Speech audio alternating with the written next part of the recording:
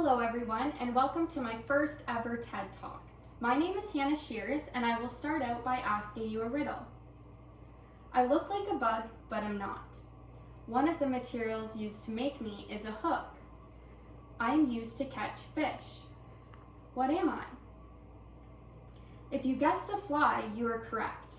And no, I'm not talking about the fly insect that buzzes around and lands on people's food and is quite annoying. I am talking about the fly meant for fly fishing and the small fly lure. That leads me to my Genius Hour question of how to make a fly lure using home materials.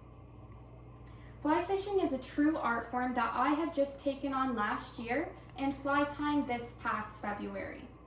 It takes patience, an open mind, organizational skills, and outdoor fishing experience to truly understand what fly fishing and tying entails. There are 5 different flies that I could have chose to do, but based on the materials I found inside and outside of my home, I chose to do a dry fly.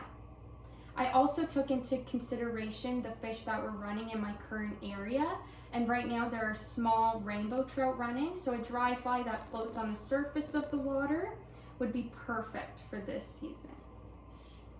I managed to dig out my old craft bin from babysitting and use many materials from there when crafting my fly. For example, I used an artificial flower petal for the wings, black thread to hold all the materials together, especially the body, brown pipe cleaner for the body, Dreamcatcher feathers, other known as hackle, and I also went through my cleaning cupboard and found a Swiffer feather duster and cut a piece off and used it for the tail. So these materials can be found around your home. All these materials would float together in water, therefore being perfect for my dry fly. And looking at my brainstorm image, you can see the anatomy of a dry fly. So referring to this when making my product, I was able to see what materials went where while referring to the hook, the eye, the hood, the tail, and it made my product video that much more engaging for the audience. It also allowed me to make adjustments referring to my draft.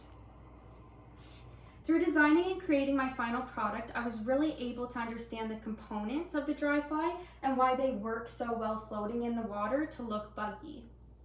Therefore, it is possible to make a successful dry fly from just home or outdoor materials.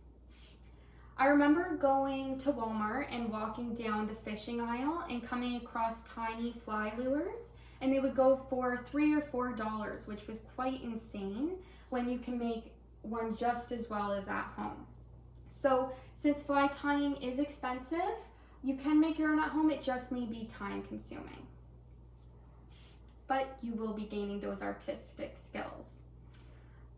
Looking at my final product, anything is possible when creating a fly, as you can be as imaginative and colorful as possible, depending on what fish you want to catch.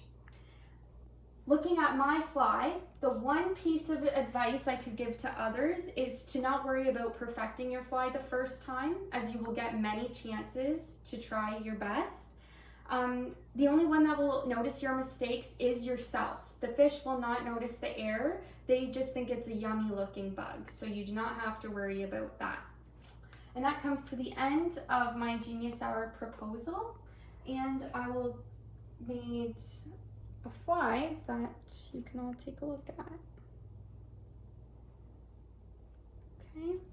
Okay, thank you all for listening. Hope you enjoyed my TED Talk.